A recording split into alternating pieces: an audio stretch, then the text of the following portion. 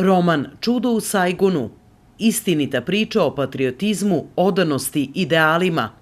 Neverovatan uspeh fudbalskog kluba Heroj u vreme sankcije Jugoslaviji, u Burmi, Vijetnamu i Tajlandu. Neverovatno vreme pod sankcijama, vreme izolacije, vreme beznađa, vreme kada se ceo svet okrenuo protiv nas.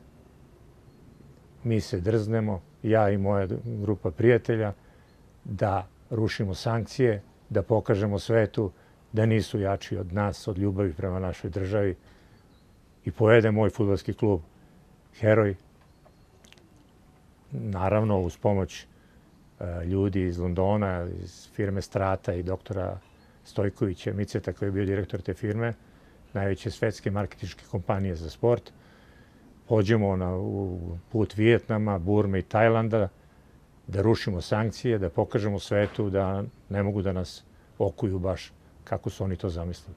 Ja u toj knjizi govorim od vremena i pre Drugog svetskog rata, pa se nadovezujem kroz kakve je narod ove države, ove zemlje naše prelepe prolazio, kakve su mu sve stavljali okove i kako su mu zabranjivali da putuje, kako se sam borio i izborio da dođe do toga da može slobodno da putuje po svetu, da bi onda opet tih 95. godina, odnosno 92.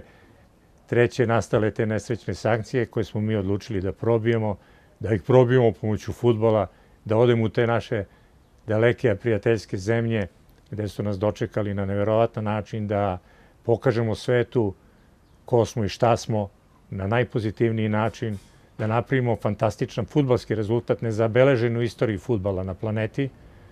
Imamo podatke od FIFA i UEFA koji će verovatno sada raditi prevod ove knjige, da takav uspeh, takvo ostvarenje sportsko nijedna ekipa na planeti do sada nije ostvarila, računajući tu i najveće svetske fudbalske klube. Mi smo sa 3 zemlje sa njihovim reprezentacijama igrali 5 utakmica, 3 pobedili, 1 igrali nerešenu i samo 1 izgubili. To nije pošlo ni jednom klubu na planeti do sada. I to je veliki uspeh.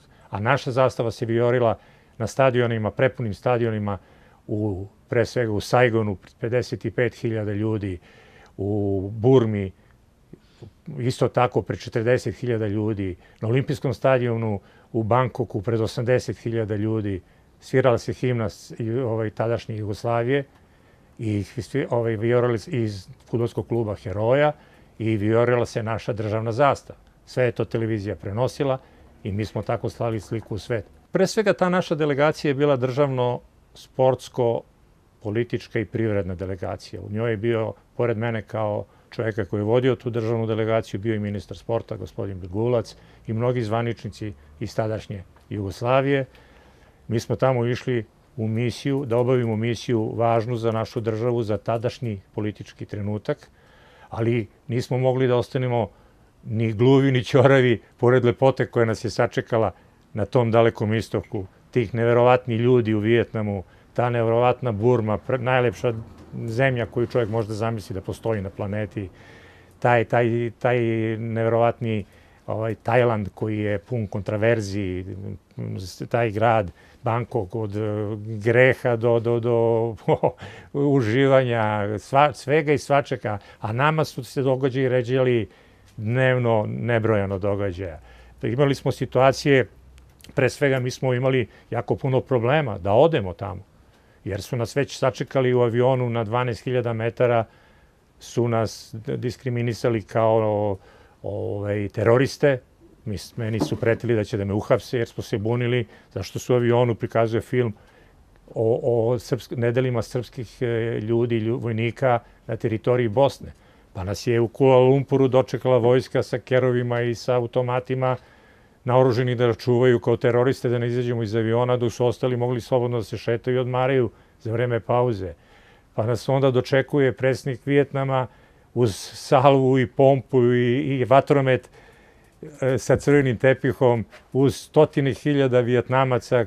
Ja ne mogu da vam opišem taj događaj. Pa onda, posle par sati, dočekam da vidim na televizijskim ekranima trening naših fudbalera pred 50.000 ljudi.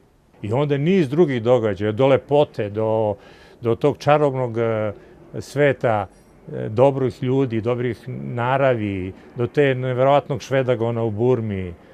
Mislim, evo sada ste me pitanjem podstakli da se ponovo vratim i u knjigu i na to putovanje. Ja prosto još uvek posle 20 godina i kusur kiptim, zato sam i napisao knjigu. Nisam mogao da izdržim da to čuvam u sebi, nisam mogao da je ljubomorno skrivam od naroda. Hteo sam da podelim te svoje doživlje, tu lepotu, taj čarobni svet koji sam tada prvi put video. Putao sam po svetu nebrojano puta, obilazio kontinente, ali to što sam video u Burmi, u Vijetnamu, to se jednom u životu samo vidi.